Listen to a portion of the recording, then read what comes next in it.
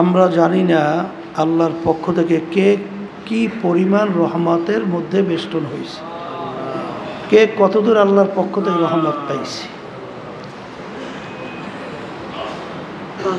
সবসময় মনে রাখা লাগবে,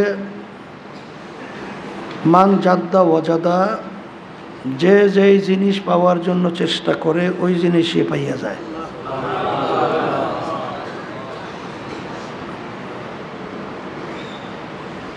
তালিম তরবিয়াত প্রতিষ্ঠিত করে গেছেন আব্বাজান রহমতুল্লাহ আলাই। তিনি আজকে আমাদের মাঝে নাই, সামনে ঘুমাই আছে। এমন একদিন আসবে আল্লাহ কবুল করলে তালিম তরবিয়াত চলতে থাকবে, আমরা থাকবো না। তালিম তরবিয়াত কেন প্রতিষ্ঠিত করা হয়েছে? বারবার বলা হয়েছে শিক্ষার সাথে দীক্ষা। একটা হলো প্র্যাকটিক্যাল আর একটা হলো থিওরিক্যাল। থিওরিক্যালের সাথে প্র্যাকটিক্যাল না হইলে আসলে ওইটার মূল্য হয় না। ওই একটা প্রবাদ বাক্য আছে, 1 মণ এলেম পরিচালনার জন্য 10 মণ হেলেম দরকার। রোজা শব্দের অর্থ বিরত থাকা। এটা শুধুমাত্র খাওয়া পানি পান করা থেকে বিরত থাকার নামই না। চোখের রোজা আছে, জিহ্বার রোজা আছে, হাতের রোজা আছে, অন্তরের রোজা আছে, পায়ের রোজা আছে। এক কথায় বলছিলাম, ফকি আবুল্লাইস রহমাতুল্লাহি আলাই তিনি বলছিলেন, যখন 7টা বাস্তবে তোমার থেকে ওইভাবে প্রমাণিত হবে, সম্পৃক্ততা চোখ হাত কান, তখন তুমি বুঝতে পারবা যে রোজার যে মূল উদ্দেশ্য আল্লাহর ভয় ভিতরে পয়দা হওয়া। তাহলে তোমাদের ভিতরে আল্লাহর ভয় পয়দা হয়েছে, এইটা প্রমাণিত হবে। এর ভিতরে বলতেছিলাম, একটা হলো চোখে বিভিন্ন হারাম, যার দ্বারা হারাম গুনাহ হয় এরকম জিনিস থেকে ফিরিয়ে রাখা, এটা চোখের রোজা। বিরত রাখা, রোজা মানে কি? বিরত রাখা, বিরত থাকা। জিহ্বার রোজা, যেই কথাগুলোর মাধ্যমে হারাম গুনাহ হবে, আল্লাহ বেজার হবে, আল্লাহ রসুল সাল্লাল্লাহু আলাইহি ওয়াসাল্লাম বেজার হবে, তার তরিকার বাইরে হবে, এই কাজ থেকে জিহ্বাকে ফিরিয়ে রাখা। এই জন্য আল্লাহ রসুল সাল্লাল্লাহু আলাইহি ওয়াসাল্লাম বলছেন, ঝগড়া করতে আসছে তুমি বলবা আমি রোজাদার, এরপরেও ফেরে না বলবা আমি রোজাদার। অর্থাৎ আমি রোজাদার, আমি তোমার সঙ্গে ঝগড়া করতে চাই না, বেহুদা পেঁচাল করতে চাই না, খারাপ অশ্লীল বাক্য ব্যবহার করতে চাই না, এইটা বললে ফিরিয়ে আসবে। তাহলে জিহ্বাকে অশ্লীলতা, বিভিন্ন খারাপ কাজ, বিভিন্ন খারাপ কথা, মিথ্যা, হারাম খাওয়া, সে বিভিন্ন ধরনের থেকে ফিরিয়ে রাখে। এটা কিসের রোজা? জিহ্বার। অন্তরের রোজা, অন্তরের ভিতরে বিভিন্ন ধরনের খারাপ হিংসা, বিদ্বেষ, তাকাব্বুরি, পরহিংসা এবং পরশ্রী কাতরতা আছে না, শত্রুতা, বিভিন্ন ধরনের শয়তানি, এই অন্তরের ভিতর থেকে দূর করা, এইটা অন্তরের রোজা। হাতের রোজা, যেই কাজের মাধ্যমে আল্লাহ রাব্বুল আলামিন বেজার হবে, হারাম হবে, মানুষ কষ্ট পাবে, এর থেকে হাতকে ফিরিয়ে রাখা, এইটা হাতের রোজা। পায়ের রোজা, হারাম বস্তুর দিকে হাইটিয়া অগ্রসর ওইভাবে না হওয়া, পায়ের রোজা। এক কথায় সমস্ত অঙ্গ প্রত্যঙ্গের রোজা। আছে না নাই? তা আলহামদুলিল্লাহ, তালিম তরবিয়াত আল্লাহর কত প্রতিষ্ঠিত করে গেছেন। যেভাবে মূলত রোজা থাকা দরকার, ওইভাবে রোজা রাখার একটা পরিবেশ এই তালিম তরবিয়াতের এই মাহওয়ালের মধ্যে আল্লাহ দান করছে। সবাই বলে আলহামদুলিল্লাহ। এখানে ইচ্ছা চেষ্টা করলেই আল্লাহর ফজল ও করমে রোজার যে মূল উদ্দেশ্য, কুতিবা আলাইকুমুস সিয়াম কামা কুতিবা আলাল্লাযিনা মিন ক্বাবলিকুম লাআল্লাকুম তাত্তাকুন। রমজান মাসের রোজা তোমাদের উপরে ফরজ করছি, শুধু তোমাদের উপরই না, আগের নবীর উম্মতদের ভিতরেও করছিলাম। আল্লাহ রাব্বুল আলামিন আপনাকে আমাকে বুঝাতে চান যে ভয় পাইও না, মনে করছো খালি তোমাদের উপরে এইটা চাপাইতেছি, তা না। আগের নবীর উম্মতদের ভিতরে আমি ফরজ করছিলাম।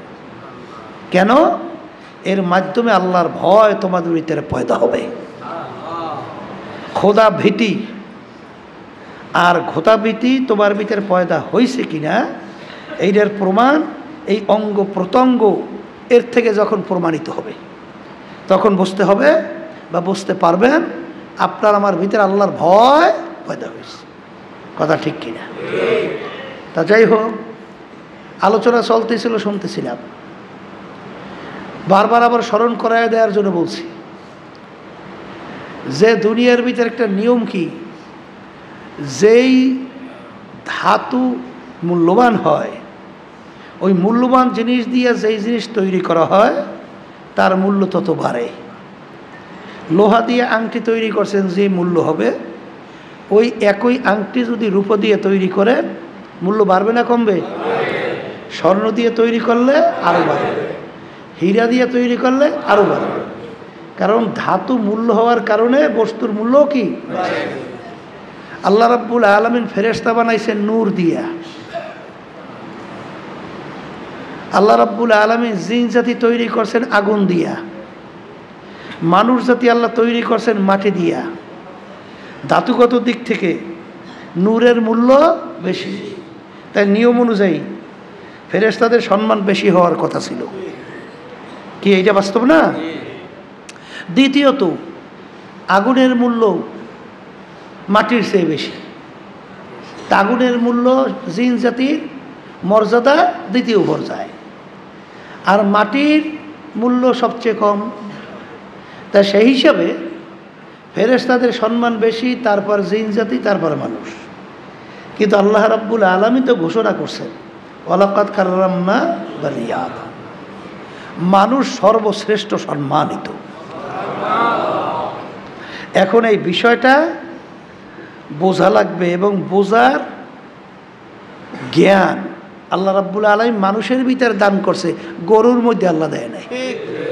দেশে এই জ্ঞান আল্লাহ দান করছে কাদের মধ্যে? মানুষ। তা আল্লাহ রাব্বুল আলামিন আপনাকে আমাকে ঘোষণা করছেন ওয়ালাকাদ কাররামনা বানি আদম, মানুষ সর্বশ্রেষ্ঠ, সৃষ্টির সেরা, সৃষ্টির ভিতরে সম্মানিত। কিন্তু যদি আপনি স্বাভাবিকভাবে আলোচনা করেন, মানুষ পদার্থের দিক থেকে যেই পদার্থ দিয়া, যেই মেটেরিয়ালস দিয়া মানুষ তৈরি করা হয়েছে, সেই মেটেরিয়ালস ধাতুর তেমন মূল্য নাই অন্য অন্য তুলনায়, কিন্তু মানুষ সম্মানিত কেন? বারবার বলা হয়, আবার স্মরণ করার জন্য বলা হইতেছে যে ওই যে মোবাইল, ছোট্ট একটা বস্তু, 5 লক্ষ টাকা তো মূল্য হয়, হয় না?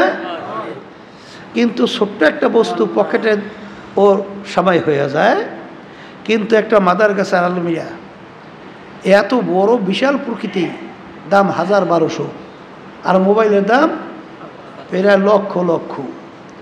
এর কারণ কি? বড় হওয়ার কারণে?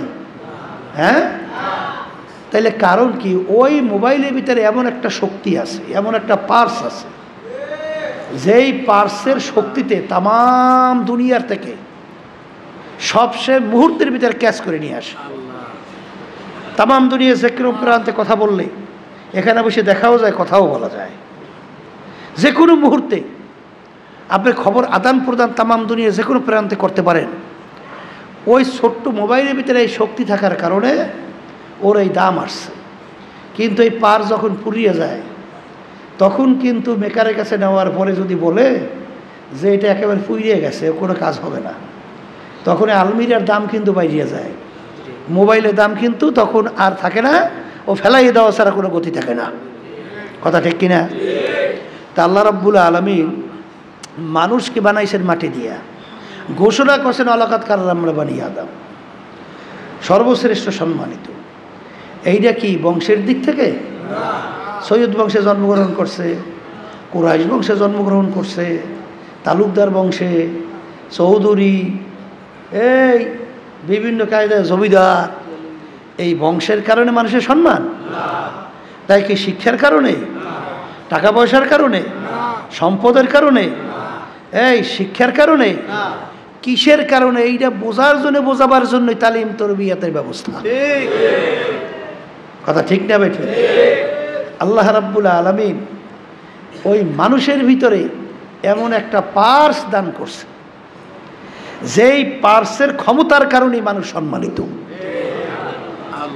যেই পার্সের ক্ষমতায়, যেখানে শোনেন না যে মিয়ানে আসে কিরামান কাতিবিন রাহাম খবর, যে আল্লাহ রাব্বুল আলামিন মানুষকে এমন ক্ষমতা দান করছেন যে দুই কাঁধে যে ফেরেশতা থাকে, ওই ফেরেশতা পর্যন্ত খবর রাখতে পারে না। যে বন্দাবান্দির সঙ্গে আল্লাহর সঙ্গে যে গোপন সম্পর্ক তৈরি হয়, দুই কাঁধের ফেরেশতা পর্যন্ত সংবাদ রাখতে পারে না। এ কেমন কথা? এ কিসের বাদৌলাতে, কোন শক্তিতে? ওই যে ভিতর যে পার্স, একটা মূল্যবান সম্পদ, যেই মূল্যবান সম্পদের কথা বলছিলাম, যার নাম হলো কলব। যার নাম কি? কলব। ওই কলবের শক্তি সম্মানের কারণেই মানুষের সম্মান বাড়ে কমে। কথা ঠিক কিনা? এই জন্যই আমার ভাইদেরকে বলবো, পর্দা আলে মা বোনরা যারা শুনতেছেন, যে আমি কোরআনুল কারীম থেকে আয়াত শরীফ প্রথম তেলাওয়াত করছিলাম। আল্লাহ মানুষকে সর্বশ্রেষ্ঠ সম্মানিত করে সৃষ্টি করছেন। আবার আল্লাহ রাব্বুল আলামিন ওই কোরআনুল কারীমের ভিতরে বলছেন, এক শ্রেণীর মানুষ আমার সবচেয়ে যে নিকৃষ্ট সৃষ্টি, শূকর। এক শ্রেণীর মানুষ আছে শূকরের চেয়েও খারাপ। সংক্ষেপে ভালোই বোঝা যায় এবং বুঝবেনও, বুঝিও। ওমর ফারুক রাদিয়াল্লাহু তাআলা আনহু কাফেরদের যখন মিটিং হইতেছিল, তখন কাফেরদের ভিতরে সিদ্ধান্ত হইল যে আল্লাহ রাসূল সাল্লাল্লাহু আলাইহি ওয়াসাল্লাম তার মাথা মোবারক কে কাইটা নিয়ে আসতে পারবে, নাউজুবিল্লাহ। যে কাইটা নিয়ে আসতে পারবে তাকে 100 লাল উট পুরস্কার দেওয়া হবে, নাউজুবিল্লাহ। কেউ সাহস পায় না। ওমর ফারুক রাদিয়াল্লাহু তাআলা আনহু খাপ থেকে তরবারি বের করে দাঁড়ায় গেছিল, আমি পারবো। লোকেরা দেখলো, কাফেরেরা, এমন ব্যক্তি দাঁড় হয়েছে পারবেও। আসে না সমাজের ভিতরে এক একটা লোকের উপর এক একটা আস্থা, এমন ব্যক্তি দাঁড় হয়েছে পারবে। কাফেররা অপেক্ষা করতেছে। ওমর ফারুক রাদিয়াল্লাহু তাআলা খাপ থেকে তরবারি করে রওনা করছে। জানেন তো মাঝখানে কি ঘটনা হয়েছে? হ্যাঁ, ওই তরবারি নিয়েই আল্লাহর হাবিব সাল্লাল্লাহু আলাইহি ওয়াসাল্লামকে সহ সাহাবায়ে কেরামদেরকে নিয়ে প্রকাশ্যে ইসলামের পক্ষে নারায়ে তাকবীর স্লোগান দিয়া রাস্তায় নামছিল। কি শোনেন নাই? আচ্ছা বলেন তো, ওমর ফারুক রাদিয়াল্লাহু তাআলা আনহু একটু আগে আল্লাহর হাবিবকে কতল করার জন্য রওনা করছে, এর চেয়ে খারাপ আর দ্বিতীয় কেউ আছে? হ্যাঁ, আচ্ছা। আর একটু পরেই আল্লাহর হাবিব সাল্লাল্লাহু আলাইহি ওয়াসাল্লামকে সঙ্গে নিয়ে সাহাবায়ে কেরামদেরকে নিয়ে রাজপথে প্রকাশ্যে নাইমা ঘোষণা করছিল, কাফেরেরা, আমি ওমর মুসলমান হয়ে গেছি। যদি সন্তানকেও এতিম করতে চাও তাহলে আমি ওমরের সামনে আস। যদি কেউ স্ত্রীকে বিধবা করতে চাও পারলে আমি ওমরের সামনে আস। আমি ওমর মুসলমান হয়ে গেছি। আচ্ছা এখন ভালো করে বোঝেন, একটু আগে যখন আল্লাহর হাবিবকে সাল্লাল্লাহু আলাইহি ওয়াসাল্লাম তাকে কতল করার জন্য রওনা করছিলেন, তখন তার হাত ছিল দুইটা। আর এখন আল্লাহর হাবিব সহ ইসলামের পক্ষে যখন স্লোগান দিয়ে নামছে, তখন তার হাত কি 4টে হয়েছে না 2টাই আছে? ভালো করে বোঝেন, তখন তার হাত কয়টা আছে? পা তখন ছিল 2টা, এখন কি 4-5টা হয়েছে না 2টাই আছে? চক্ষু আগে 2টা ছিল, এখন কি 4-5টা হয়েছে না 2টাই আছে? আচ্ছা, চেহারা আগে কালো আসলে এখন ধলা হয়ে গেছে। তাইলে দেখা গেল আগে যা যা ছিল হুবাহু কোনো পরিবর্তন নাই, কিন্তু একটু আগে ছিল এই মাখলুকাতের ভিতরে সবচেয়ে নিকৃষ্ট, আর একটু সময়ের ব্যবধানে এখন সেই মানুষটা হয়ে গেল সম্মানিত এবং মুসলমানদের ভিতরে একজন লিডার হয়ে গেল, আল্লাহর কাছে সম্মানিত হিসেবে পরিচয় লাভ করল। কি পরিবর্তন হয়েছে? হ্যাঁ বলেন বলেন, কি পরিবর্তন হয়েছে? তাই কলবের পরিবর্তনের কারণে একটু আগে যেই মানুষটা ছিল জাহান্নামের কীট, সেই মানুষটা এখন হয়ে গেছে সম্মানিত, একজন ফেরেশতার চেয়েও সম্মানিত। কি কারণে? বংশের কারণে, শিক্ষার কারণে, এই নেতা শক্তির কারণে, টাকার গরমে? কি কারণে? ওই কলবের পরিবর্তনের কারণে। কথা ঠিক কিনা? এই জন্য আমার ভাইদেরকে, পর্দা আলে মা বোনদেরকে, এইটা যদি আল্লাহর ফজলে একবার বুঝে এসে যায় তাহলে সেই মানুষটাই কামিয়াব হয়ে যাবে। আর এইটা যার বুঝে আসবে না, ওই মানুষটা কুত্তা শিয়ার শুয়ারের চোখ খারাপ হইয়া দুনিয়া থেকে বিদায় নিয়ে কবরে চলে যাবে। কথা ঠিক কিনা? তাই কলব নামক ওই যে পার্স, ওই পার্স যার ভালো, সেই মানুষ সম্মানিত সমস্ত সৃষ্টির মধ্যে। আমি বলি না, আল্লাহ বলছেন। কে বলছে? আল্লাহ। আর আল্লাহ রাসূল সাল্লাল্লাহু আলাইহি ওয়াসাল্লাম বলছেন, আলা ওয়া ইন্না ফিল জাসাদি মুদগা।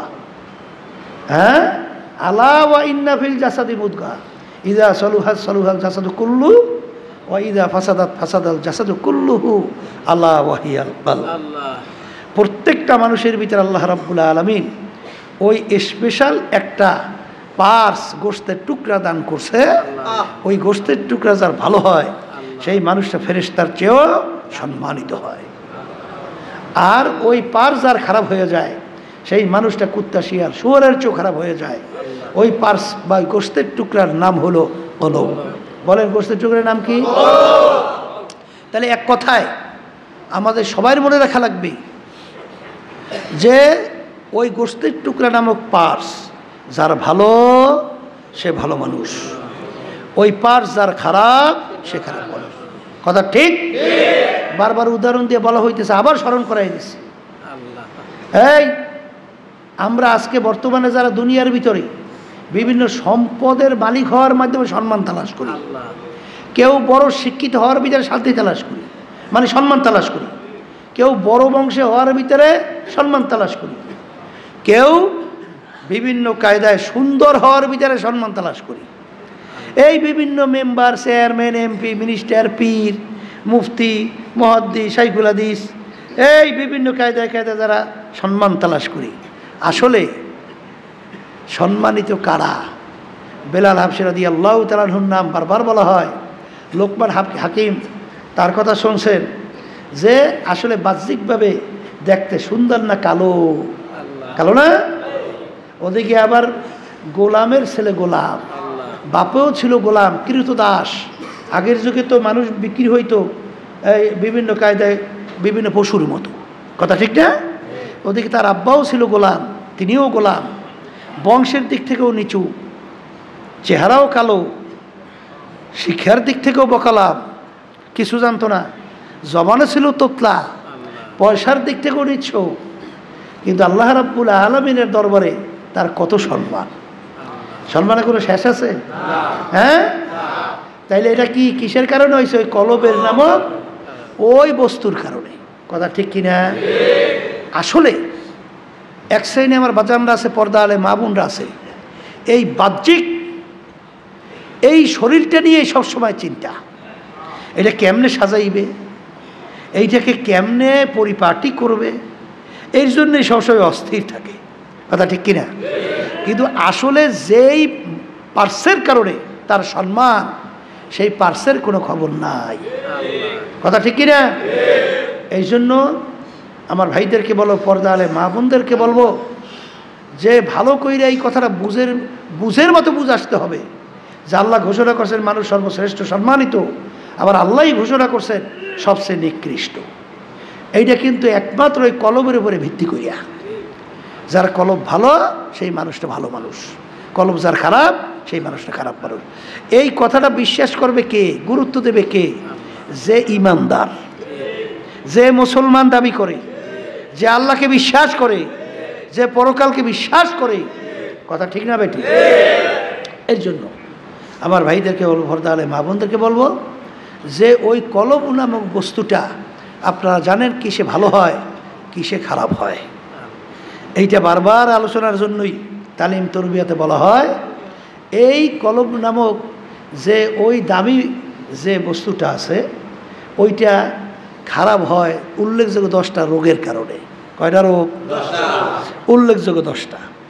এর ভিতরে একটা রোগের নাম বলছিলাম তাকাব্বুরি। কি? তাকাব্বুরি। এই তাকাব্বুরিটাই কলবের একটা রোগ।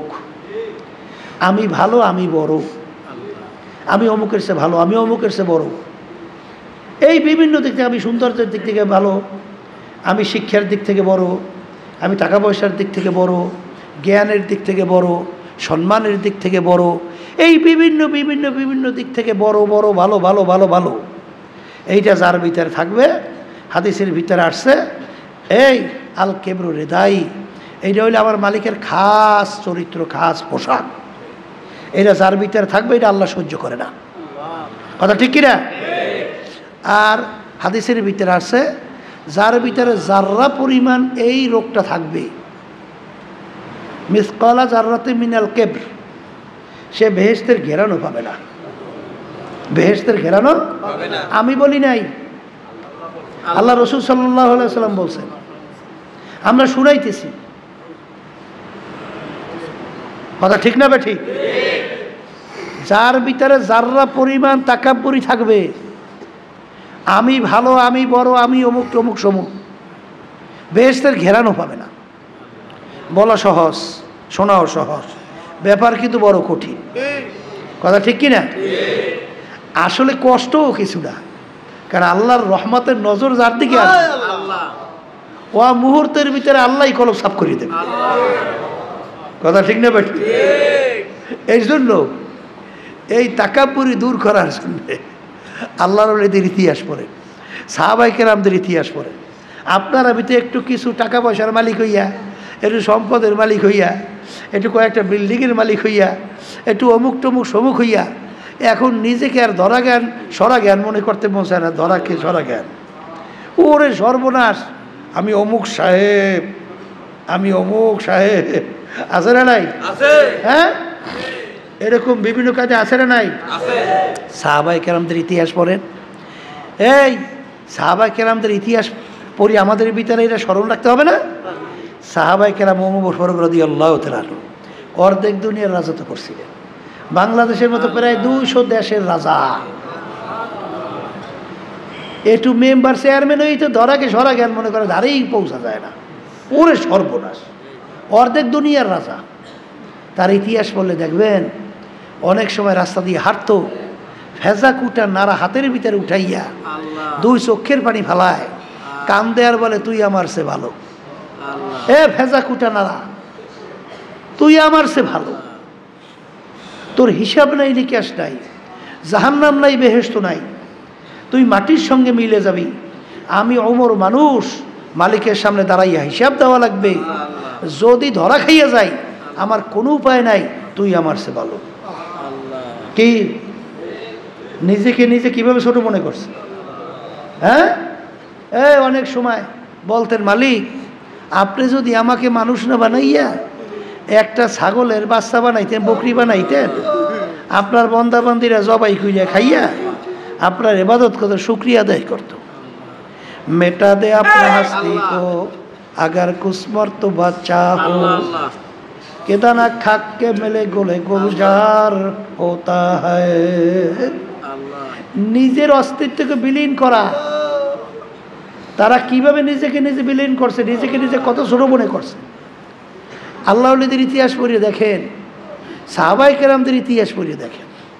হ্যাঁ, এই আল্লাহর বান্দারা, এই বরফির আব্দুল কাদের জিলানী রহমতুল্লাহ ইতিহাস পড়েন, হাকিমুল উম্মাদ আশরাফ আলী থানভী রহমাতুল্লাহি আলাইহি তাদের ইতিহাস পড়িয়ে দেখেন, নিজেকে নিজে কত ছোট মনে করছে। বলতেছিল হাকিমুল উম্মাদ আশরাফ আলী থানভী রহমাতুল্লাহি আলাইহি যে হে দুনিয়ার মানুষ, আমি মনে একটা কুকুরের চেয়েও খারাপ হয়ে গেলাম না, এটা কুকুরের চেয়েও খারাপ হয়ে গেলাম না।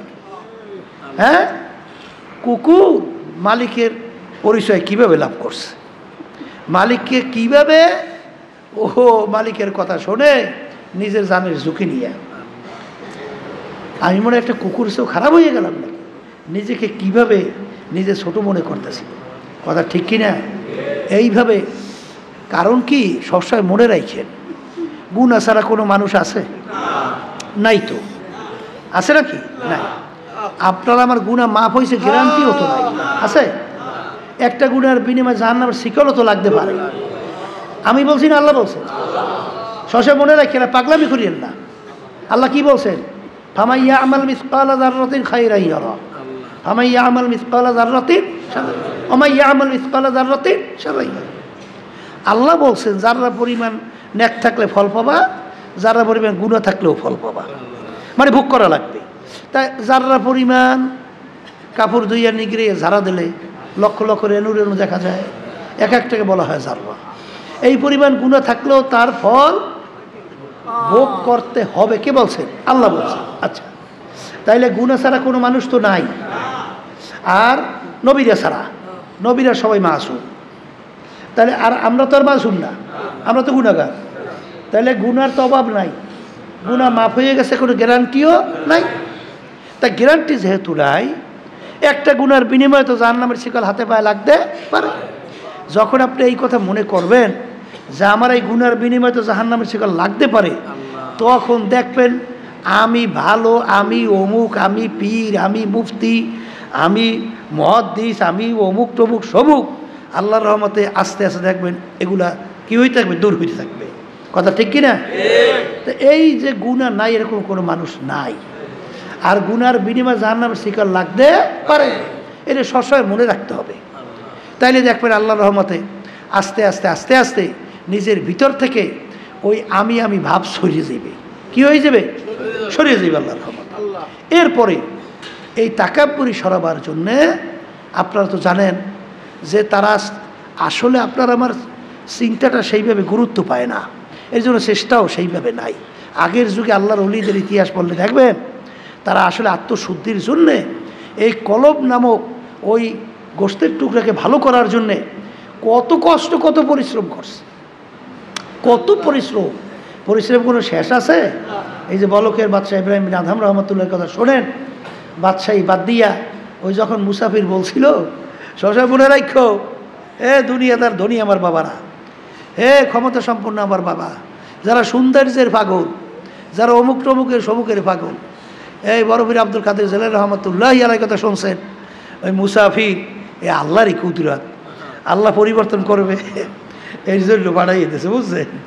মুসাফির যাই বলতেছে, বাদশাহ আপনার এই মুসাফির খানা আমি একটু থাকতে চাই। আজকে তো দুনিয়ার ভিতরে আমরা আমাদের ঘর বাড়ি কত চাকচিক্যময় করার জন্যে পাগল হইয়া হারামকে হারাম বলে না, অনেক সময় ঘুষকে ঘুষ বলে না, সুদকে সুদ বলে না, বিভিন্ন কায়দায় ঠকবাজি, ধোকাবাজি, সরকারি মাল লুটপাট সহ বিভিন্ন কাজে করে না। একটু সুন্দর বাড়ি করবে, একটু সুন্দর গাড়ি করবে, সুন্দরভাবে একটু নফসের খোরাক এটা গুছাইবে, এই চিন্তায় অনেক কিছু করতেছে, ঠিক কিনা? এই করিডোরে সুন্দর বাড়ি করেটা সব সাজাইয়া মাজাইয়া এই অনেক কিছু করার চেষ্টা করে, কি করে না? তা ওদিকে বড়বীর আব্দুল ওই যে না বলকের বাদশাহ ইব্রাহিম বিন আদহাম রহমতুল্লাহি আলাইহি, তিনি ওই যে মুসাফির বলতেছিল না, বাদশাহ আপনার এই মুসাফির খানা আমি একটু থাকতে চাই। রাজ সিংহাসন দেখেন বুঝতো মুহূর্তের ভিতরে আল্লাহ ঘটাই দিতে পারে, পারে কি পারে না? আল্লাহ কাছে দোয়া করা লাগে যে আল্লাহ জফুল কালাম তো আপনার হাতে, দয়াময় করে আমাদের দিলকে আপনার মুখী করিয়ে দেন, দুনিয়ার মোহাব্বত কমাই আপনার মোহাব্বত বাড়াইয়া দেন। কথা বলে না? যখন বলকের বাদশাহ ইব্রাহিম বিন আদহাম রহমতুল্লাহি আলাইহি যখন মুসাফির বলতেছিল, বাদশাহ আপনার এই মুসাফির খানায় একটু থাকতে চাই, বাদশাহ বলে তুমি বলো কি? হ্যাঁ, তুমি আমার রাজ সিংহাসন, রাজপ্রসাদ, ওরে সর্বনাশ, এইটাকে তুমি বলো মুসাফির খানা? হ্যাঁ, ইজ্জত সব মারছ। হ্যাঁ, আমার রাজপ্রসাদকে বলো তুই মুসাফির খানা? মুসাফির বলতেছে বাদশাহ ভুল হইলে মাপ চাই।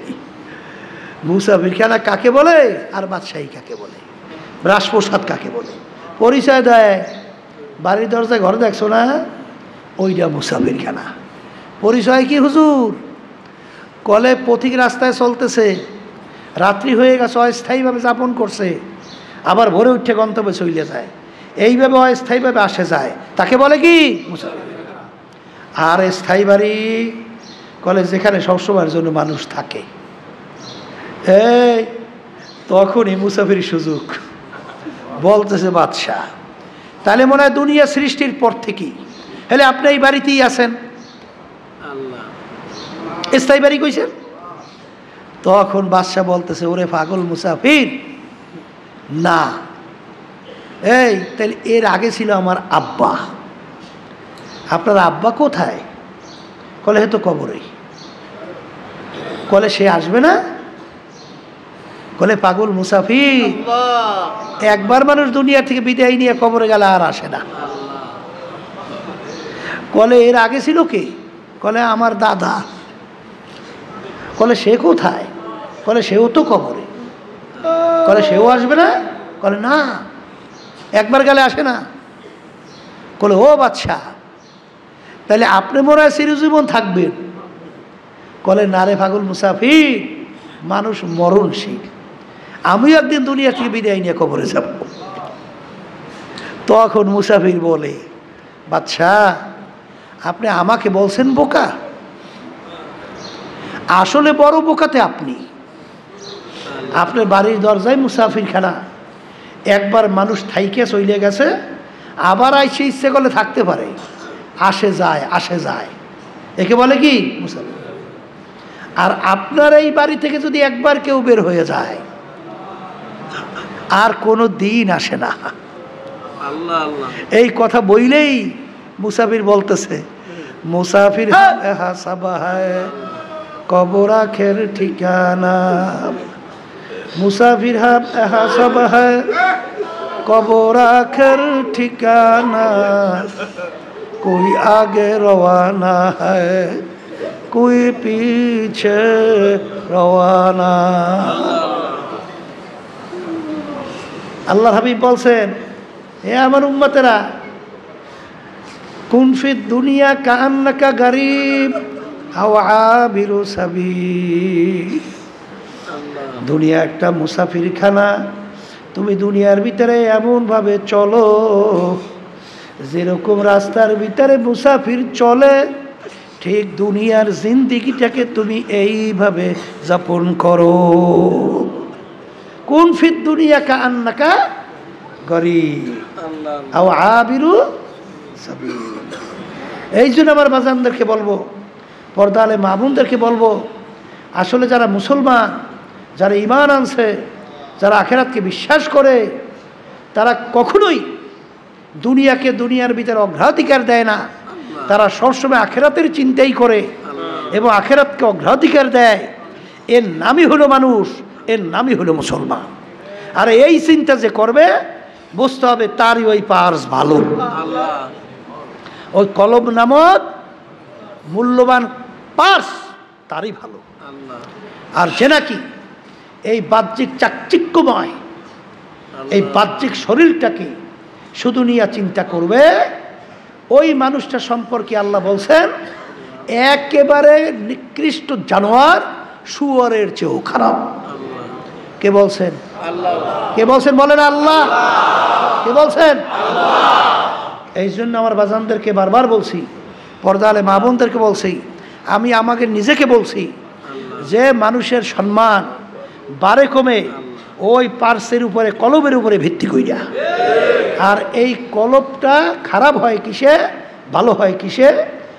এই আলোচনার জন্যই, এইটা বাস্তব ট্রেনিংয়ের জন্যেই, কলবকে ভালো করার জন্যেই এই যে তরিকা শোনেন, পীর মুরিদি শোনেন, তালিম তরবিয়াত শোনেন, মূল উদ্দেশ্য হলো এইটাই। কথা ঠিক কিনা? এই যে বলা হয়েছে উল্লেখযোগ্য 10টা রোগের ভিতরে একটা তাকাব্বুরি, আমি ভালো আমি বড়, এইটা বলার শক্তি আছে? কবরে যাই মাপ পারা পর্যন্ত। এই জন্য আল্লামা জিলি রহমাতুল্লাহি আলাইহি কি বলছেন? কবরে যাইয়া মাপ পাওয়ার আগ পর্যন্ত নিজেকে নিজে একটা শুয়ার এসে ভালো মনে করা যায়। এইভাবেই মনে করতে হবে, এইভাবেই মনে করতে হবে। কথা ঠিক না বেঠিক? এই জন্য আপনারা জানেন বড় পীর আব্দুল কাদের জিলানী রহমাতুল্লাহি আলাইহি, বড় পিসা হুজুর সুবহানাল্লাহ, তাদের আমল আখলাক, তাদের কি অবস্থান ছিল আল্লাহর ঘরের সঙ্গে। তারপরে মাথাটারে টাকায় আর 2 চোখের পানি ছাড়ে আর কান্দে। যেই মামলার তদবির নাই তার তো খালাস নাই। চেষ্টা না করলে আপনি ফল পাইবেন কেমনে? চেষ্টা করার পরেই তো আল্লাহ রাস্তা খুইলে আপনাকে মানজালে মকসদে পৌঁছাবে। কথা বলে না? দাদা একটু উদাহরণ দিয়ে বলতেন, আব্বাজান বলতেন যে বাচ্চা মাকে জোর করে টাইনে দুধ খাইতে পারে? এই শক্তি বাচ্চার আছে? হ্যাঁ, মা তো বাচ্চাকে ফেলাইয়া হে তার কামে ব্যস্ত থাকে। কিন্তু বাচ্চার তো একটা অস্ত্র আছে, ওয়া ওয়া ওয়া করিয়া যখন শুরু করে, এই কান্না শুরু করলে বাচ্চা মায়ের কাজ মুহূর্ত হাতে থাকতে পারে? টাস করিয়া পড়িয়ে যায়, পাগলের মতো হয়ে যায়। বাচ্চার কান্নার সঙ্গে মার কলিজার সঙ্গে সম্পর্ক টাল শুরু হয়ে যায়। কাজ পড়িয়া দৌড় দেয়, যাইয়ে দেখে পায়খানা পড়ছাবে ভরা। এই বাচ্চার পায়খানা পড়ছাবে ভরা থাকতে পারে না? এখন মা এসে দেয় পায়খানা পড়ছাবে, ইস দেউটার আগেই পানিতে ফালাই দেয়, ফালাই দেয়। হ্যাঁ, কি পায়খানা পড়ছাব মায়ের কাছে ঘিন লাগে? ওই শুনতেছিলাম মাইয়ে ফোলার মায়ে বলতে আসছিল যে পরের মাইয়ে ফোলার গুমুখ দেখলে এমন ঘৃণা লাগে, শৈলের ভিতরে কাটা দেয়। কিন্তু নিজের মাইয়ে ফোলার গুমুখ সাফ করলে ঘৃণা তো দূরের কথা, কিচ্ছু লাগে না। কি ব্যাপারটা কি? হ্যাঁ, তাইলে বোঝা গেল যখন নাকি ওই ওয়া ওয়া করে কান্না শুরু করে তখনই তো ওই মার কাজ হাতের থেকে পইরা দৌড় দেয়, পায়খানা পড়ছাবে ভরা। কি রাগ করি আগুনেও ফেলায়, পানিতে কি করে সুন্দর মতো ধোয়ায়, আবার পোষাইয়া কোলের মধ্যে লইয়া এইবার আদর করে না? তা আমার মা সন্তানকে যত মায়া করে, এই মা সন্তানকে যত মায়া করে তার সে 100 গুণ 1000 গুণ 1,00,000 গুণ বেশি মায়া করে আমার মালিক বন্দাবান্দিকে। এ আল্লাহর বান্দারা, এ পর্দালে মা বোনেরা, গুনাহ করছো পাহাড় পরিমাণ, এই গুনাহ করছো, এই কি এই শিরকির মতো গুনাহ। কিন্তু আল্লাহ রাব্বুল আলামিন ওই বান্দাবান্দের দিকে তো তাকাইয়া থাকে, রহমতের নজর তাকাই থাকে না? আপনার আমার দরকার হইল সাধ্য অনুযায়ী চেষ্টা করা, গুনার কথা মনে কইরা, জাহান্নামের আযাব গজবের কথা মনে কইরা 2 চোখের পানি ছাড়িয়া দেওয়া, দিলটাকে ভাঙিয়ে দেওয়া। এরপরে 2 হাত মালিকের দরবারে উঠাইয়া যখন করুণ সুরে ডাক দেয়, এ আমার দয়ার মালিক, নাফরমান তোমার দরবারে হাজির। হে আমার দয়ার মালিক, পাহাড় পরিমাণ গুনাহ নিয়ে তোমার দরবারে হাজির। কি বোঝেন? এই করুণ সুরে যখন বান্দাবান্দি আল্লাহকে ডাক দেয়, কি আমি বলি নাই, আমি বলি নাই, হাদিসে কুদসির ভিতরে আসছে, মান আতানি ইয়ামশি আতাইতুহু হারওয়ালা। যেরকম নাকি বান্দাবান্দি সন্তান 1 পাও 2 পাও হাঁটতে পারে না, 1 পাও 2 পাও সময় মাত্র দেয়। মা বাপ দূর থেকে ডাক দেয়, বাবা আসো। সন্তান তো ফুর্তির চড়ে মা ডাক দিছে, ও তো পারে না 2-1 পা হাঁটতে, ঠাস করে পড়ে গেছে। বাপ মা তো তাকাইয়ে তাকাইয়ে দেখে, জোকে ডাক দিছে, ও তো আসতে পারবে না, তাই পড়িয়ে গেছে। যখন চিৎকার মারে, বাপ মা একটা হাসি দিয়া দৌড় দিয়ে যাইয়ে ধরে। হ্যাঁ, এই বান্দাবান্দি কখনোই তার শক্তিতে আল্লাহ পর্যন্ত পৌঁছতে পারবে? এই শক্তি বান্দাবান্দির আছে? কিন্তু বান্দাবান্দিকে আল্লাহ বলছেন, এই চেষ্টা কর, চেষ্টা কর। যখন আপনার আমি চেষ্টা করব, যখন একটু নাড়াচাড়া দিয়ে হাঁটা শুরু করব, মানাতানি আমশি আতাইতু হারওয়ালা, বান্দাবান্দি হাইটে হাইটে রওনা করছে। এই আল্লাহ রাব্বুল আলামিন মানে আমার রহমত দৌড় দেয়, দৌড় দিয়ে যাইয়া ওকে টান দিয়া রহমতে কোলের ভিতরে জায়গা দিয়া দেয়। কথা ঠিক না? হ্যাঁ আল্লাহর বান্দা, যেই কথা বলতে চাইছিলাম যে ওই কলব নামক ওই গোশতের টুকরা পরিষ্কার করা লাগবে কি লাগবে না? এই জন্যই যে তাকাব্বুরি, আমি ভালো আমি বড়, খবরদার নিজেকে নিজে সবসময় গুনার কথা মনে কইরা, ওই জাহান্নামের আযাবের কথা মনে কইরা, কবরের আযাবের কথা মনে কইরা নিজেকে সবসময় ছোট মনে করতে হবে। আর ছোট মনে করলেই আল্লাহর রহমত বেদরকভাবে আসতে থাকবে। কথা ঠিক না? ঠিক। এই রোগটা দূর করার জন্যে সবচেয়ে বড় একটা মহা ঔষধ হলো আল্লাহর জিকির বেশি বেশি করতে হবে। কার জিকির?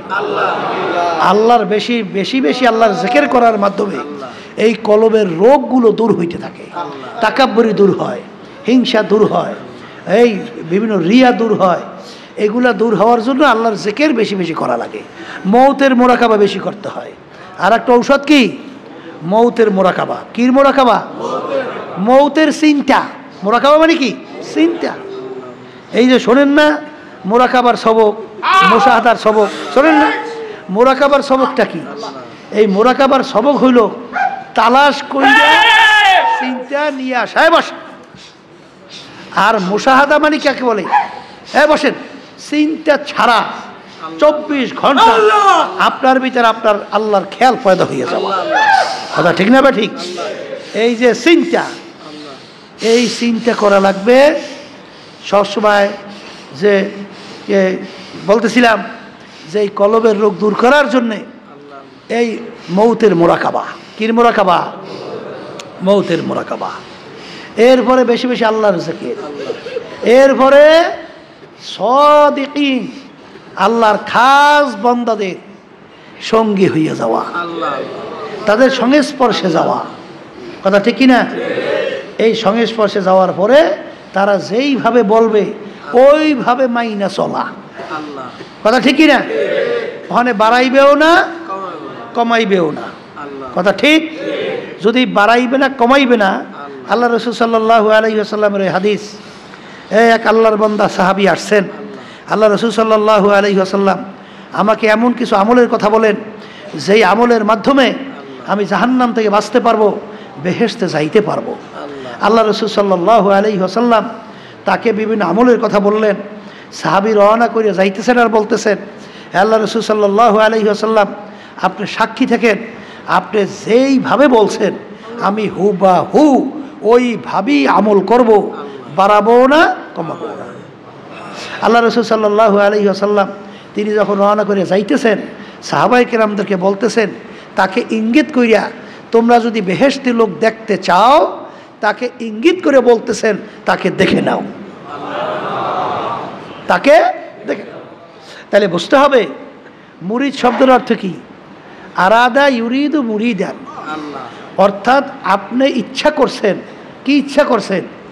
যে আপনি গুনার কাজ করবেন না, নেকের কাজ ছাড়বেন না, গুনার থেকে ফিরিয়ে আসবেন।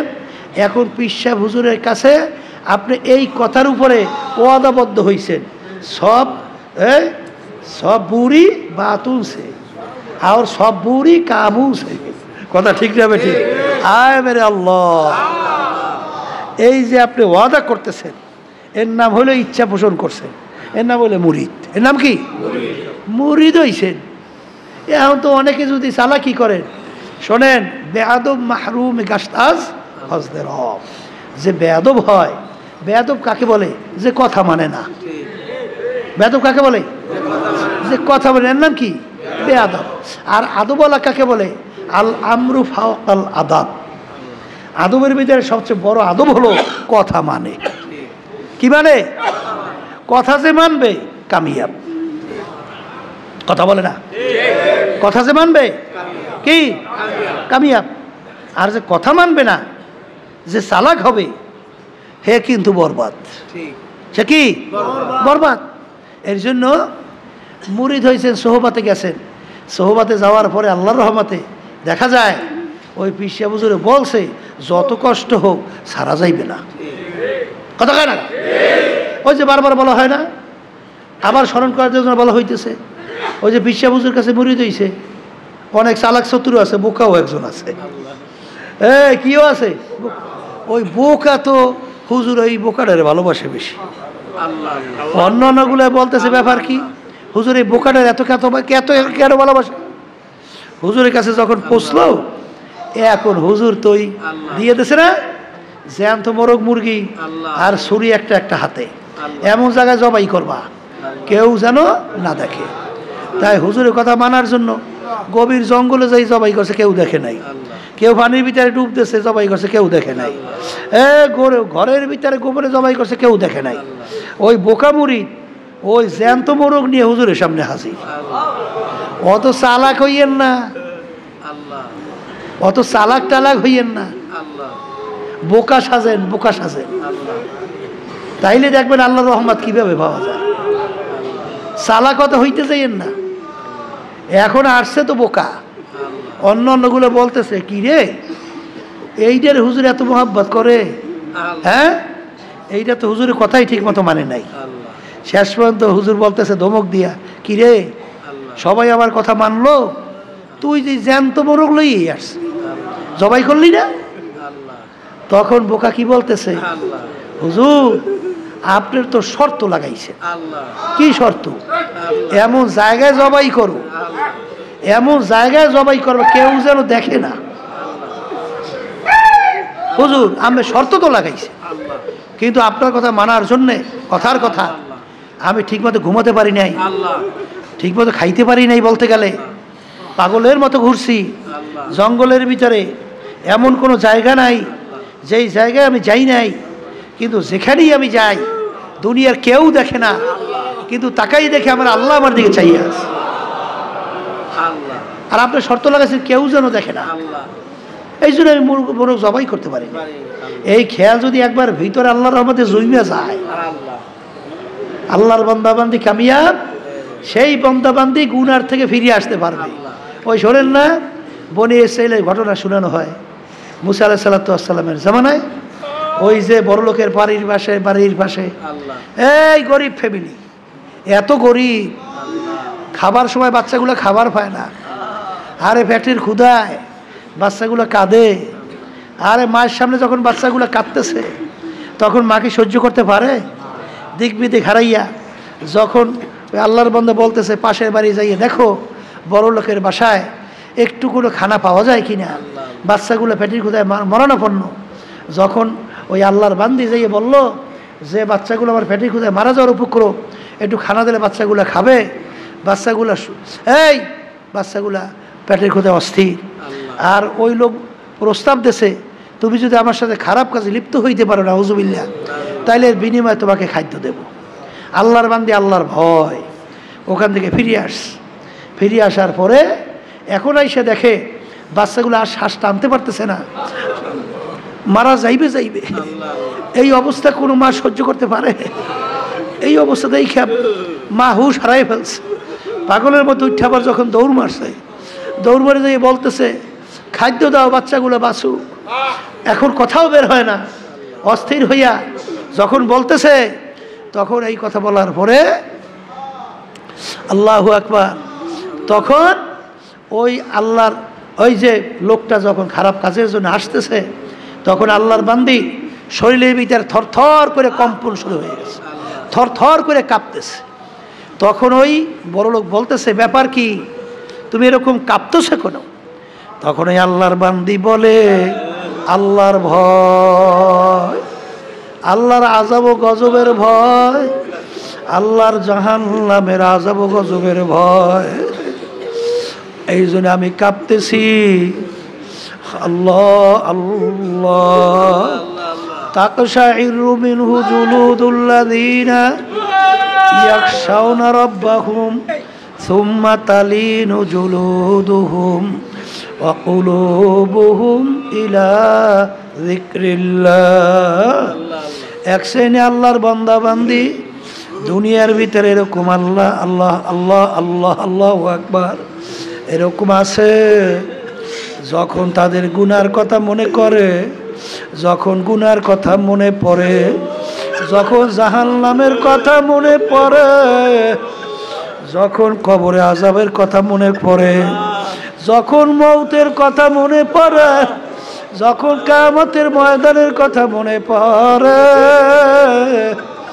তখন তাদের ভিতরে এমনভাবে ভয় শুরু হইয়া যায়, তখন তাদের শরীরের চামড়া থরথর কইরা কাঁপতে থাকে,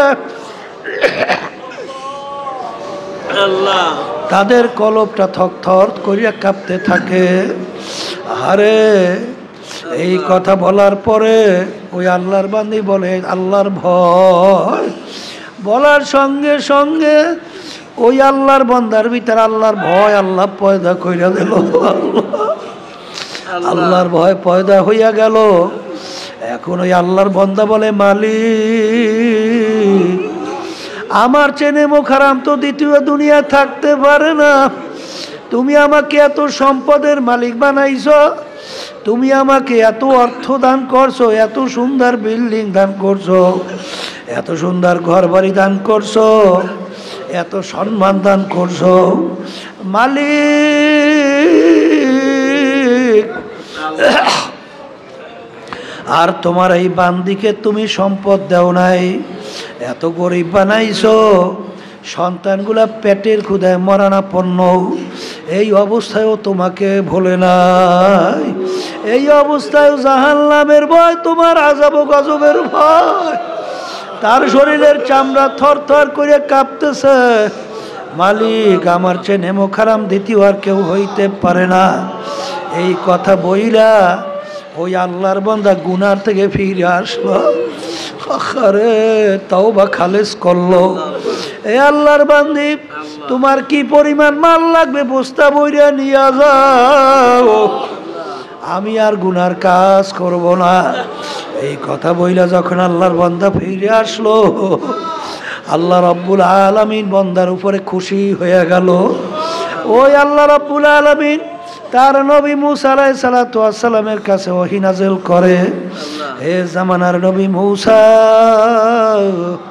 তুমি আমার ওই বান্দার কাছে সুসংবাদ জানাও, তার জীবনের সব গুনাহ আমি মাফ কইরা দিলাম। আল্লাহ আল্লাহ, মালিক তোমার ভয় তুমি আমাদের ভিতরে পয়দা করো। আল্লাহ, কুতিবা আলাইকুমুস সিয়াম কামা কুতিবা আলাল্লাযীনা মিন ক্বাবলিকুম লাআল্লাকুম তাত্তাকুন। রমজান মাসের রোজার মাধ্যমে আল্লাহ রাব্বুল আলামিন তার ভয় পয়দা করবে। এই জন্য আমার বাজানদেরকে বলবো, পর্দালে মা বোনদেরকে বলবো, বাজান রে, রমজান মাস কিন্তু যাইতে আছে, আজকে রহমতের নবম দিন যাইতে আছে। যার চেষ্টা নাই, যেই মামলার চেষ্টা নাই, যেই মামলার চেষ্টা নাই, সেই মামলারও কিন্তু খালাস নাই। এই জন্য আমার বাজানদেরকে বলবো, আল্লাহর ওলিদের ইতিহাস পড়ো, সাহাবায়ে কেরামদের ইতিহাস পড়ো বাজান। আল্লাহু আকবার, আল্লাহু আকবার, আল্লাহু আকবার। আল্লাহর ওলিদের ইতিহাস পড়লে দেখবা নিজেকে নিজে কত ছোট মনে করছে, তাকাব্বুরি ভিতর থেকে কিভাবে দূর করছিল।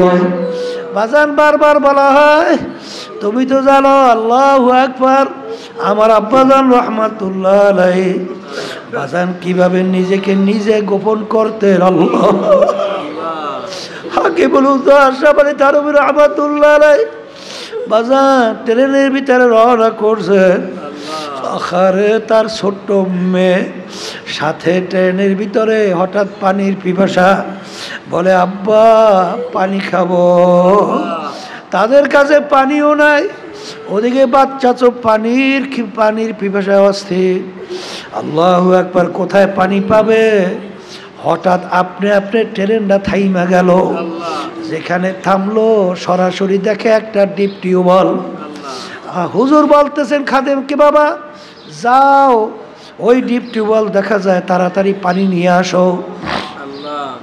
খাদেম নাইমে যখন পানি নিয়ে আসলো, আসার পরে আবার অটো ট্রেন চালু হয়ে গেল। তখন খাদেম বলতেছে, হুজুর আপনি তো বলেন আপনার বলে কোনো কেরামত নাই, হুজুর এইটা তো আপনার জাজ্জল্লিমান কারামত, হুজুর এইটা আপনি কেমনে অস্বীকার করবেন? তখন হাকিমুল উম্মত আশরাফ আলী থানভী রাহমাতুল্লাহ আলাইহি বলেন, বাজান এটা তো আমার কোনো কেরামত না, এটা যদি কেরামত হইয়াই থাকে ওই বাচ্চার কেরামত, কারণ পানির পিপাসা তো আমার লাগে নাই, পানির পিপাসা তো লাগছে বাচ্চার। বর্তমানে এক শ্রেণী আমার বাজানরা একটু বুজুর্গি প্রকাশ করার জন্য বিভিন্ন কায়দায় মানুষের ভিতরে প্রকাশ করো, একটা হাতুড়ে লাড়া দাও, আবার একটা আহ করে ডাক দাও, আবার বিভিন্ন ধরনের হাউতাস করো। বুজুর্গি কি নেহি হামকো জরুরত, গোলাম আপনা বানালে আয়ে खुदाया, बुजुर्गी की नहीं हमको जरूरत, गोलाम अपना बना ले आए खुदाया। आज तुम्हार आबार चेष्टाओ नाई चिंताओ नाई, बाजार आबार अब्बाजान रहमातुल्लाह आलाइहि আরে এত বড় মানুষ, মনে হয় দেলটা ছিল বাচ্চাদের মতো। ওই বারবার অনেক সময় বলি, আখারে অনেক সময় যখন জিজ্ঞাসা করতো মোবাইল কে, কলে আমি ফজলুল করিম। কোন ফজলুল করিম? আমি চরমনাইয়ের ফজলুল করিম। তখনও বলে না পীর সাহেব চরমনাই ফজলুল করে। আর বর্তমানে তো এক শ্রেণী আমরা উপাধি লকব লাগাবার জন্য পাগল, কিন্তু এ পাগলের দলেরা মস্তে আশিক মস্তে মাশুক বাদশাহ মালমা পীরে মস্তে সিরে মস্তে শেখ দর আসরার মা। কিসের পাগল হইছো? কিসের পাগল? পাগলামি বাদ দাও, পাগল হও তো আমার মাওলার পাগল হও। বাজান ওয়ালাকাদ কাররামনা বানি আদম, আমার মালিক মানুষকে সর্বশ্রেষ্ঠ সম্মানিত করে বানাইছেন। এটা কিন্তু বংশের দিক থেকে না, টাকা পয়সার দিক থেকে না, সৌন্দর্যের দিক থেকে না, শিক্ষার দিক থেকে না, চালাক চতুরের দিক থেকে না, পীরের দিক থেকে না, মুক্তির দিক থেকে না, আরে অমুকের বউ হওয়ার দিক থেকে না, অমুকের স্বামী হওয়া, অমুক টমুক হওয়ার দিক থেকে না। আরে সম্মানিত হওয়ার একমাত্র মাপকাঠি ওই যে আমার মালিক তোমার আমার ভিতরে গোশত নামক কলব দান করছেন। ওই কলব যার ভালো সেই মানুষই আল্লাহর কাছে সম্মানিত। আর এই কলব ভালো কিসে হয়, খারাপ হয়? কলবের উল্লেখযোগ্য 10টা রোগের ভিতরে বড় রোগের নাম হলো তাকাব্বুরি, নিজেকে নিজে ভালো মনে করা, বড় মনে করা, এইটা দূর করা লাগবে। আর একটা রোগের নাম হলো হিংসা। এই হিংসা এমন একটা রোগ বাজান, এই হিংসা এর অর্থ হলো পর উন্নতি দেইখা সহ্য করতে না পারা। বাজান এই হিংসা এমন এক রোগ, আমি বলি নাই, কোনো পীর বলে নাই, কোনো মুফতি মুহাদ্দিস বলে নাই, আল্লাহর হাবিব সাল্লাল্লাহু আলাইহি ওয়াসাল্লাম বলছেন, আল হাসাদু ইয়াকুলুল হাসানাত কামা ইয়াকুলুন নারুল হাতাব আও কামা ক্বালা আলাইহি সালাতু ওয়াসসালাম। আল্লাহর হাবিব সাল্লাল্লাহু আলাইহি ওয়াসাল্লাম বলেন, যার ভিতরে হিংসা থাকবে, পর উন্নতি দেখে সহ্য করতে না পারা। এক শ্রেণী আমার বাজানরা বহু বছর পর্যন্ত চরমনাইতে আসে, যে তখন বলে আমি পুরান মুরিদ, আমার মূল্যায়ন করা হয় না। এ আল্লাহর পাগল, তুমি কিসের পাগল হইছ? কিসের পাগল হইছ? তুমি পুরান মুরিদ হইয়া অন্য নতুন মুরিদকে সহ্য করতে পারো না। কিন্তু বাজান ভালো কইরা যাই না রাখো, আমি পুরান মুরিদ, আমাকে কেউ মূল্যায়ন করে না। ওকে মূল্যায়ন করে, ওকে কিভাবে ক্ষতি করা যায়, ওর দোষ ত্রুটি বিভিন্ন কায়দায় আলোচনা করো, ভালো করে মনে রাখো। এইটাও কিন্তু একটা কলবের রোগ, গীবাত। এই গীবাত যার ভিতরে থাকবে, তুমি কপালে দাগ পরাইতে পারো, তুমি বহুত তাসবিহ নিয়ে জিকির করতে পারো, 10 বার হজ করতে পারো, বিভিন্ন ধরনের দান সদকা করতে পারো, কিন্তু এই গীবাত এমন একটা রোগ। আল্লাহর হাবিব বলেন হকুল ইবাদ, হকুল ইবাদ বলা হয় বান্দাবান্দির হক। বান্দাবান্দির হক যে নষ্ট করবে, শত নামাজ পড়বা, 1000 রাকাত নামাজ পড়বা, তোমার কপালে দাগ পড়বে। তুমি বহুতবার হজ করবা, বহুত দরবেশ হইতে পারবা, কিন্তু যদি তুমি কারো বিরুদ্ধে, যার ভিতরে এই রোগটা আছে, রোগটা আছে, সেইটা তার পিছনে যদি আলোচনা করো, এইটা শুনলে সে কষ্ট পাবে। এটার নাম হইল গীবাত। এইটার নাম কি? সব সময় মাপকাঠি মনে রাখবা। আল্লাহ নবী সাল্লাল্লাহু আলাইহি ওয়াসাল্লামের দরবারে এক মহিলা ছিল। মহিলাটা সাইজে একটু খাটো ছিল। যাওয়ার পরে আয়েশা সিদ্দিকা রাদিয়াল্লাহু তাআলা আনহা বলেন, এ আল্লাহর হাবিব, মহিলা তো একটু খাটো। আল্লাহর হাবিব বলেন, আয়েশা তুমি গীবাত করছো। আয়েশা সিদ্দিকা রাদিয়াল্লাহু তাআলা আনহা বলেন, হে আল্লাহর রাসূল, এইটা গীবাত কিভাবে হলো? আসলে তো মহিলাটা খাটো। তখন আল্লাহর হাবিব বলে, আয়েশা, এর নামই হলো গীবাত। এর নামই কি? দোষ তার মধ্যে আছে, দোষ তার মধ্যে আছে। তার পিছনে আলোচনা করলে সে শুনলে কষ্ট পাবে। এর নাম কি? গীবাত। এর নাম কি? গীবাত। এই রোগটা অনেকাংশে মহিলাদের ভিতরে বেশি দেখা যায়। মহিলারা বৈশা একজনকে খুশি করার জন্যে আর একজনের বিরুদ্ধে খুব সুন্দরভাবে উপস্থাপন করে। আছে না নাই? আছে না নাই? মানে তার কাছে ভালো হয়, হ্যাঁ, তার খুব প্রশংসা করে। এবং অন্য যেমন ভাই ভাই বউদের মধ্যে আর এক ভাই বউর কাছে যাইয়া বিভিন্ন কায়দায় কায়দায় লাগাইয়ে দেয়। এই এক শ্রেণী আছে না? এগুলার সকলখোর বলা হয়। সকলখোর কে বলা হয়? সকলখোর। ওদিকে আবার গীবত। কথা ঠিক কিনা? আর সবসময় মনে রাখেন, এই গীবাতের গুনাহ হক্কুল ইবাদ। গীবাতের গুনাহ কি? হক্কুল ইবাদ। আল্লাহর হাবিব বলেন, ইল্লা বিল হক্কুল ইবাদ, ইল্লা বিল হক্কুল ইবাদ, ইল্লা বিল হক্কুল ইবাদ। আল্লাহ রাব্বুল আলামিন হক্কুল ইবাদ, বন্দার হক মাফ করবেন না। বন্দার হক মাফ করবেন না। এজন্য খুব সতর্ক। তবে খেয়াল রাখা লাগবে, অনেক সময় আছে যে হুজুর তার ভিতরে দোষ আছে, যেমন চোর আছে না? হুজুর তার ব্যাপারে কি আমরা আলোচনা পিছনে সতর্ক না করলে এদের সর্বনাশ হয়ে যাবে। এরকম একটা বিভিন্ন কায়দায় এই দিনের নামে পীর সাজছে, আছে না? ভণ্ড ইমান নষ্ট করবে। এইটা জানাইয়ে দেওয়া গীবাত না, এটা বরঞ্চ তোমার জন্য ওয়াজিব।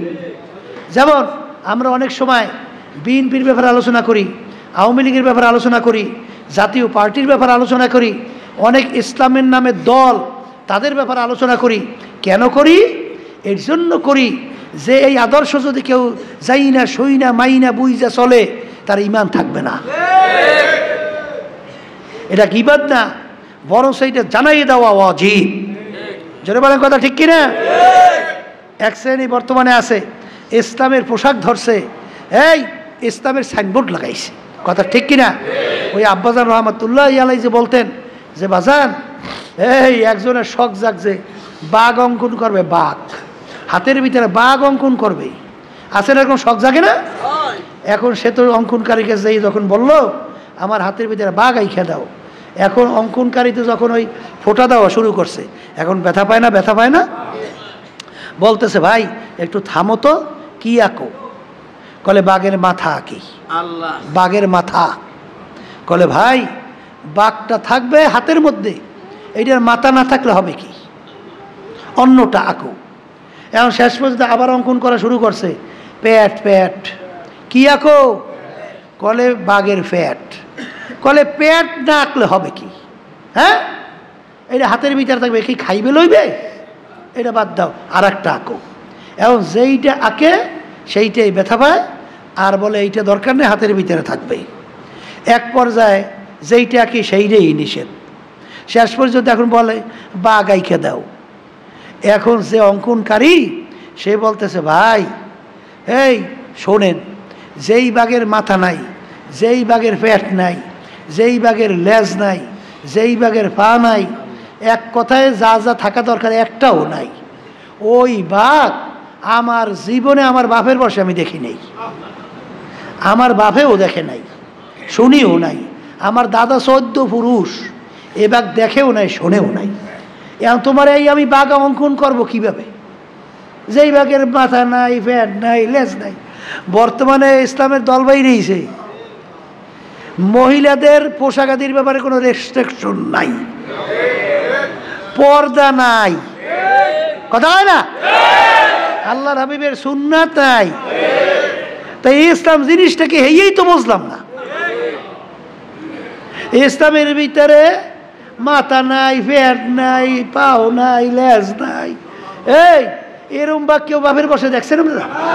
হ্যাঁ, তাই ইসলামের ভিতরে পর্দা নাই, ইসলামের ভিতরে পোশাক আদি নাই, ইসলামের ভিতরে মহিলাদের কোনো পোশাকের রিস্ট্রিকশন নাই।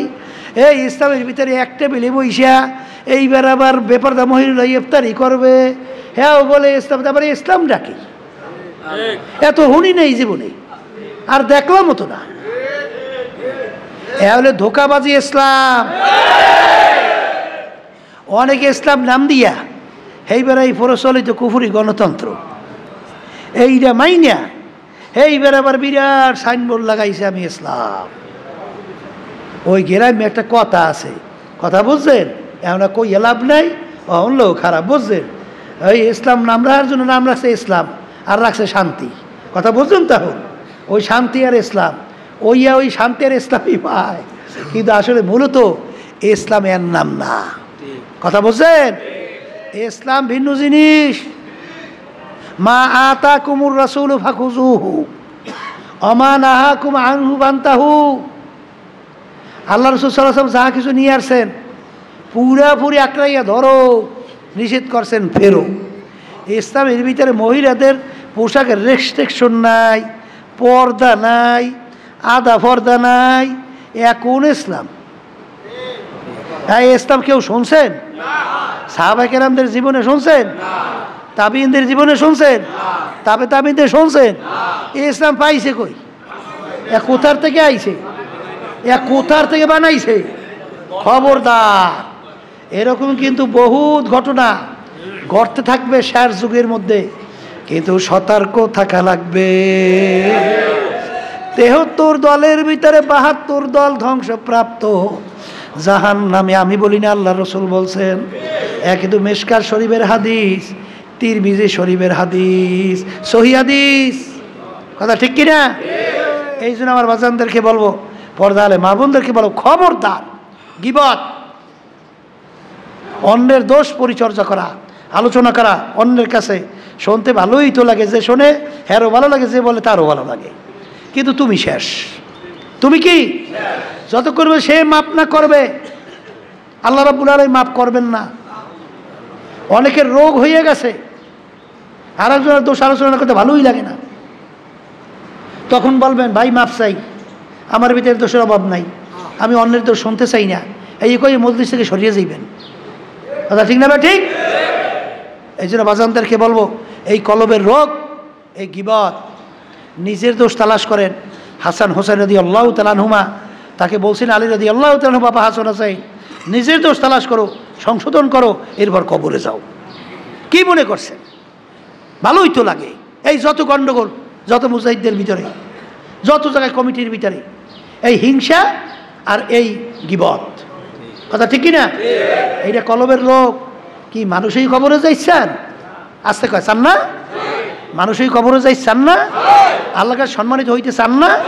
তো এই রোগ দূর করতে হবে, এই রোগ দূর করতে হবে। পর্দা আলে মা বোনরা বয়ান শুনতে আসেন, খবরদার অন্যের দোষ আলোচনা বাদ দেন, তার ভিতরে দোষ আছে। এইটা যদি আপনি হাদিসের মধ্যে আসে, যদি এইটা আপনি গোপন করতে পারেন, অন্যের দোষ যদি আপনি গোপন করতে পারেন, কিয়ামতের ময়দানে আল্লাহ রাব্বুল আলামিন আপনার যে গুনাহগুলো আছে এগুলো আল্লাহ রাব্বুল আলামিন গোপন করবে। আমি বলছি না, আল্লাহ রাসূল সাল্লাল্লাহু আলাইহি ওয়াসাল্লাম। তাই তুমি যদি অন্যের দোষকে গোপন করো, কিয়ামতের ময়দানে আল্লাহ রাব্বুল আলামিন তোমার দোষকে গোপন করবে। এর অর্থ কি? গোপন কইরা, প্রকাশ না কইরা তুমি ছিলা জাহান্নামীর কীট, তোমাকে আল্লাহ ঘোষণা দিয়ে দিয়ে বেহেশতের মেহমান। তাহলে কি অন্যের দোষ আলোচনা করে লাভ হইল না ক্ষতি হইল? মজা তো লাগছে, কিন্তু এই রোগ দূর করতে হবে। কথা ঠিক কিনা? তা আল্লাহ রাব্বুল আলামিন আমাদেরকে এই কলবকে পরিষ্কার কইরা আল্লাহর খাস বান্দা হইয়া বান্দি হইয়া কবরে যাওয়ার তৌফিক দান করুক। আল্লাহ